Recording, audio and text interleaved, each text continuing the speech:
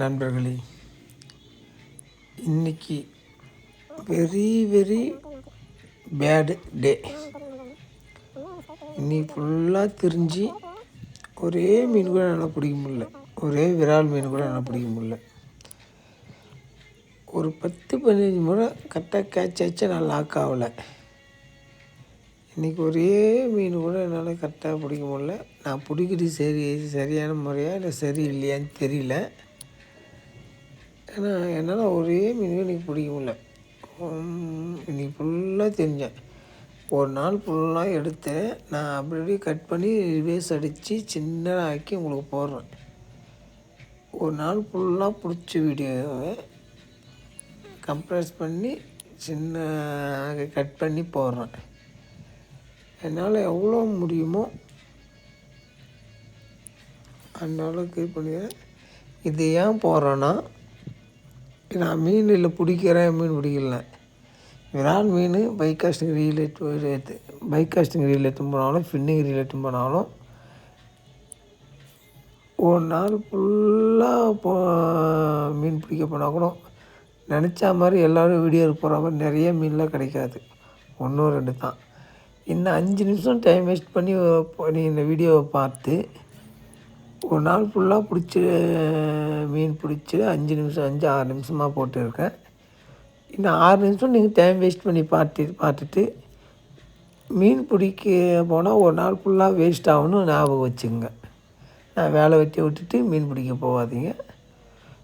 ஏன்னா bike costing relate பண்ணாலும் ஃபின்னிங் relate பண்ணாலும் தவளை போட்டு உடனே மீன் கச்சிடும் சொல்ல சும்மா. அதனால்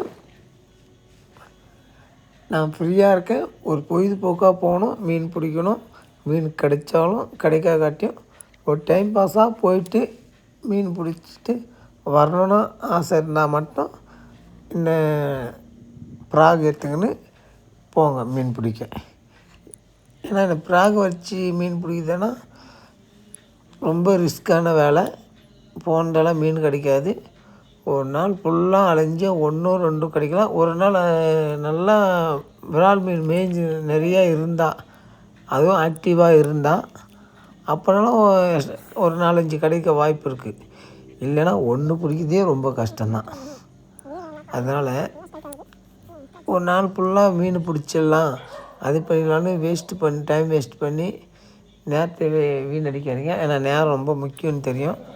உங்களுக்கு பொழுது போல் வேறு எதுவுமே வேலை இல்லை, அந்த வேலையாக நான் மட்டும் மீன் பிடிக்க போங்க ப்ராக் எடுத்துக்கின்னு.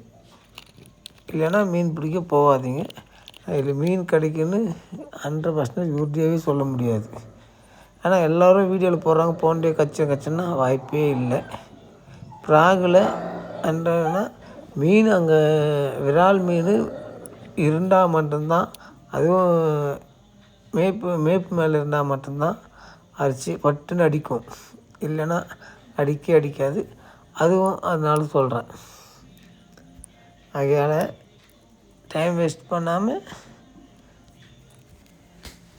வேறு வேலை என்ன பாருங்கள். இல்லை நான் ஜாலியாக பொழுதுபோக்க போதேன்னா உண்மையாக இந்த ஸ்பின்னிங் ரீலை வச்சு டைம் பாஸ் பண்ணுறது அருமையாக இருக்குது. மீன் கிடைக்கிறோ இல்லையோ, ஆனால் மீனுக்கு போயிட்டு ஒரு டைம் வேஸ்ட் பண்ணி ஒரு நாள் ஃபுல்லாக போட்டு கொஞ்சம் கை வலிக்கும்.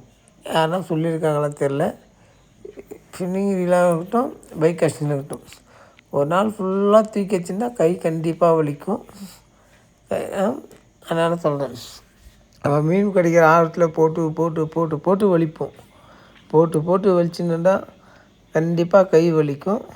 அதை ஞாபகம் வச்சுக்கோங்க. அதனால் ஏதோ ஜாலியாக போகிறோம், ஜாலியாக வரத்துக்காக மீன் பிடிக்கலாம். என்னால் இன்றைக்கி ஒரு கிலோ மீன் பிடிக்க முடியல. இதுக்கப்புறம் மீன் பிடிச்சேன்னா அந்த வீடியோவை நான் உங்களுக்கு சொல்கிறேன். ஓகேவா? நன்றி.